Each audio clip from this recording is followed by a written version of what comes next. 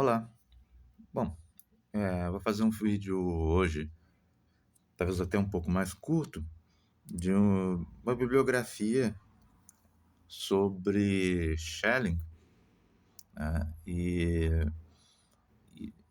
de obras dele e sobre ele, mas, como sempre, longe de ser uma bibliografia exaustiva, é só uma bibliografia sugestiva, né? Para quem tem interesse nesses temas, idealismo alemão e coisa e tal, né? Aqui, então, nós temos esse primeiro aqui. Eu vou mais ou menos numa ordem cronológica de publicação das obras. Esses textos aqui do Schelling sobre a forma da filosofia e sobre o eu, que são textos ali em torno de 1794, 1795, né? São traduzidos nessa coleção que é muito boa, né? Da Iluminuras, a Biblioteca Pollen. Tem também os textos do Novalis, do Lessing, né? Todo esse pessoal do idealismo alemão, né? Aqui são textos de juventude, né? Bastante interessantes, bem próximos ainda do Fichte, né? Mas vale muito a pena. Tem um outro aqui, que é uma tradução recente, se não me engano, do ano passado, sobre a alma do mundo, né, do Schelling, traduzido pela professora Márcia Gonçalves, um texto de 1798, né? Eu sempre faço isso, né? Eu tento colocar a data do texto no início do livro, né? Porque muitas vezes eu quero saber quando o texto foi publicado, isso facilita, né? Então aqui tem uma introdução da professora Márcia Gonçalves, da UERJ. Aí depois tem o texto do Schelling sobre a alma do mundo. Né? A alma do mundo, né, que é um tema bastante importante, por exemplo, no neoplatonismo grego, né? E que aqui ele é tratado dentro desse projeto de uma Naturphilosophie, né? De uma filosofia da natureza, né? Olha, com certeza é extremamente interessante, e é um texto que foi traduzido agora, né? Aqui tem uma gata aqui já. Aqui é um outro livro, dessa vez de 1799, que faz parte dessa coleção da Sunny, né? Que é o primeiro esboço, né, de um sistema da filosofia da natureza do Schelling, né? É bastante interessante também para quem está interessado nesse negócio de filosofia da natureza. É uma leitura obrigatória, tá?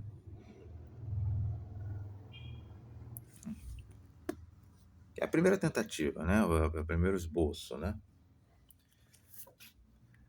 Aqui eu acho que tem uma tradução agora recente também disso, né? Do sistema da filosofia transcendental, do idealismo transcendental, do Schelling, de 1800. Também para quem está interessado em idealismo alemão, aqui as partes.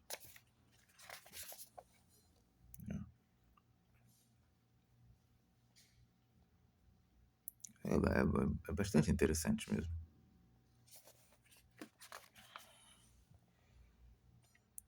Eu particularmente me interesso pelo idealismo alemão por, por causa da questão da filosofia da natureza e da filosofia da religião, e também por causa da mística, né? Como a mística alemã, ela é retomada, né, no idealismo alemão, né? E tem esse livrinho aqui, né, A Dedução Geral do Processo Dinâmico, né, que é de 1800, né, sobre as categorias da física e tal. Aqui, ó.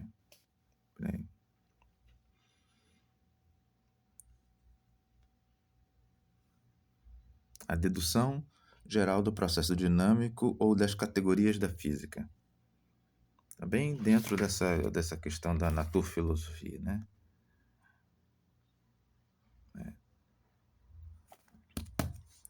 Aqui tem o texto, uma seleção de textos, né, da coleção Os Pensadores, né? Dá para ver aqui atrás quais são, que são textos de épocas variadas, né, do Schelling.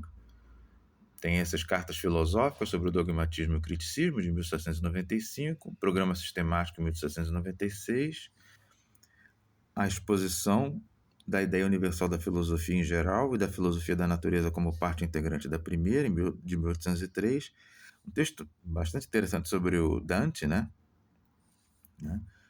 E esse texto aqui é um diálogo, né, sobre o Bruno, né? Bruno é a referência ao Giordano Bruno, sobre o princípio divino e natural de todas as coisas, né? E tem uma parte da história da filosofia moderna, a parte que ele fala sobre Hegel. Textos bastante interessantes e bastante acessíveis, né? Um outro texto dele, agora de 1804, Filosofia e Religião. Né? Aqui, ó. A Filosofia da Religião. Eu estou interessado basicamente nessas questões, né? Filosofia da natureza, filosofia da religião, que vão ficar muito mais marcadas, parece, no final da vida dele, né? As coisas, principalmente as questões relacionadas à filosofia da religião. Né? Tem esse livro também que foi traduzido há pouco tempo, né? Inclusive por um ex-aluno meu, a Propedêutica da Filosofia, de 1804, mesmo ano aqui, né, desse Filosofia da Religião, que é uma introdução à filosofia, né, por assim dizer. E a tradução é do Pablo Guimarães, né, que foi meu aluno, mas eu não tenho nenhuma influência nessa tradução, tá? Ele foi meu aluno numa disciplina da pós-graduação, tá? Mas aqui ele faz uma boa introdução ao texto, né? E depois vem o texto propriamente dito do Schelling. Né?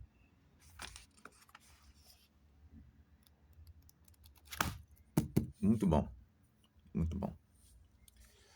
Agora, um outro texto também de filosofia da natureza, né, que são esses aforismos para introdução à filosofia da natureza e aforismos sobre filosofia da natureza.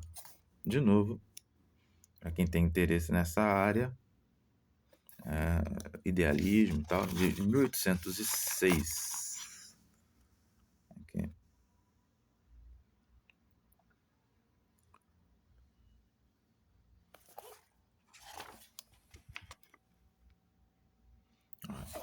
Bem bacana, tem uma boa introdução. Deixa eu ver quem é. Até nessa coleção aqui da Folha de São Paulo, né? A tradução da professora Márcia Gonçalves também. Então, que é especialista em Schelling, então pode garantir que é uma ótima tradução. Tem esse livrinho aqui também, que é uma conferência do Schelling sobre a relação das artes plásticas com a natureza, de 1807.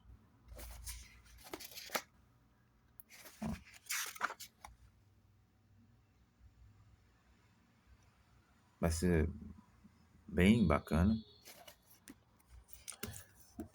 Tem esse livro também, que é de 1809, né, que são as pesquisas sobre a investigação sobre a liberdade humana, do Schelling. Eu tenho essa tradução aqui para o francês.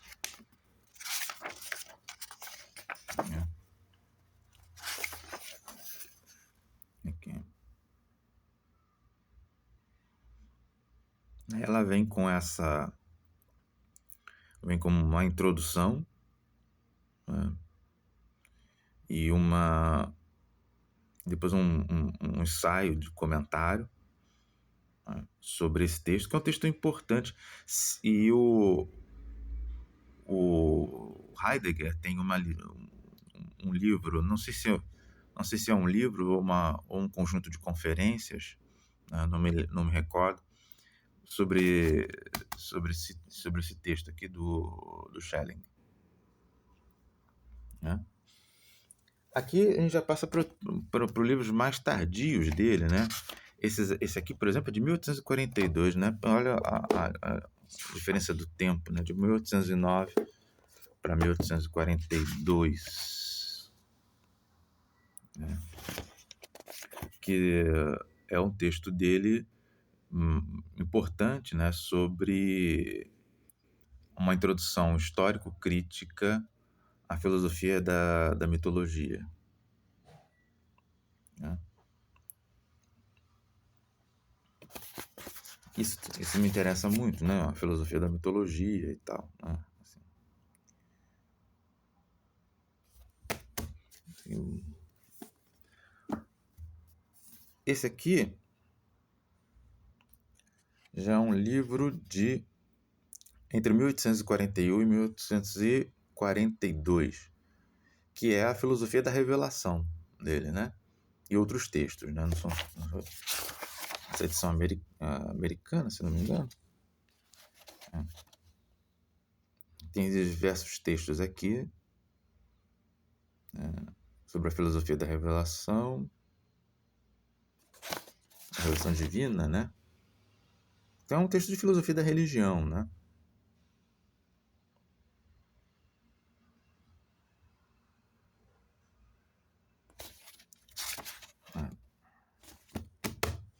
Aqui tem uma edição alemã, né, do Filosofia da Revelação, né? Filosofia der Offenbarung. É o mesmo texto, né? Só que aqui em alemão. Aliás, essas ediçõezinhas em alemão aqui, elas são geralmente bem baratas, né? Também elas não têm muita sofisticação, né? Assim, vamos dizer assim. É basicamente o texto, né? Não não tem introdução, nem comentários, né? Se não me engano, também não tem notas nem nada. Mas, acho que tem algumas notas aqui. Tem notas sim. Agora, eu não tenho todas as obras do Schelling, estão faltando pelo menos duas que eu sei, que é aquele que ficou inacabado, né? As Eras do Mundo, né? E o diálogo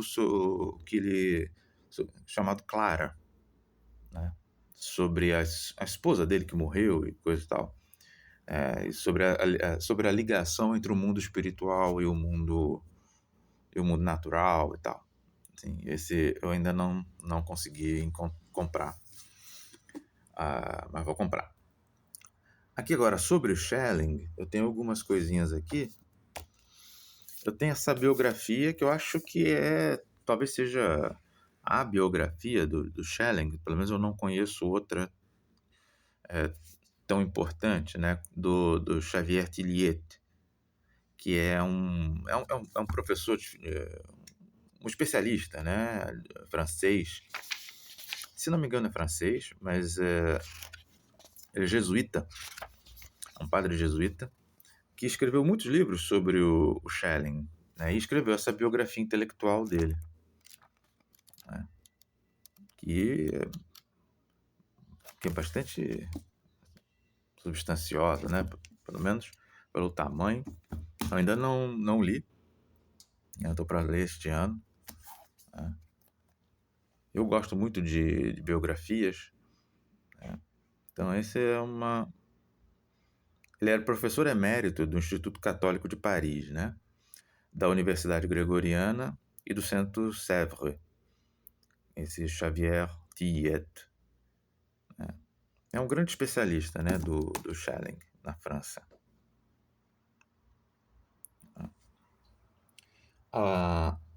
E eu tenho alguns livrinhos aqui esse livro aqui, que é Schelling e Swedenborg, né? Que é um livro de estudos, né, sobre o Swedenborg. E esse aqui, em particular, sobre o misticismo, né, no idealismo alemão, mas ligado ao Schelling, né, centrado no Schelling, né. Então aqui tem você vê aqui eles falam ele fala do texto claro, né, sobre o mundo espiritual, né. Não sei se o, o Swedenborg era um místico, né, visionário, sueco, né, que causou bastante celeuma na época dele, com revelações sobre o céu e a terra. Ele falava com os anjos, falava com os mortos e tal. Tem uma biografia dele excelente, do Ernest Bendt, né? E aqui ele fala da ligação entre a filosofia do Schelling e o Swedenborg, né? O Swedenborg foi muito criticado pelo Kant, né? Nos textos curtos que o Kant escreveu, né, contra o Swedenborg. Aqui tem até o prefácio, né, do Xavier Tinguet.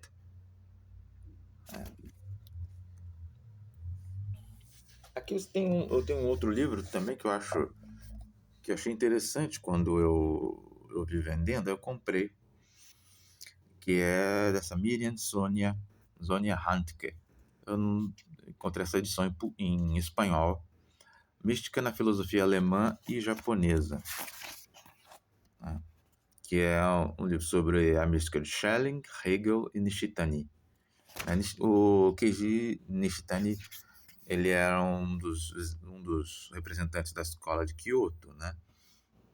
Se vocês forem no meu blog, tem um texto sobre ele, sobre o mais importante representante, né, da escola de Kyoto, que é o Kitaro Nishida, né? Aí tem aqui, ó, Prolegômenos a uma mística transcendental, a mística transcendental no idealismo alemão, a mística transcendental da filosofia japonesa, para uma mística transcendental intercultural e panorama mística transcendental hoje. Aqui. O livro originalmente em alemão, né, mas eu não encontrei essa edição em alemão. Seria Mystik in deutschen Idealismus und in der japanischen Philosophie. Schelling, Hegel, Nishitani.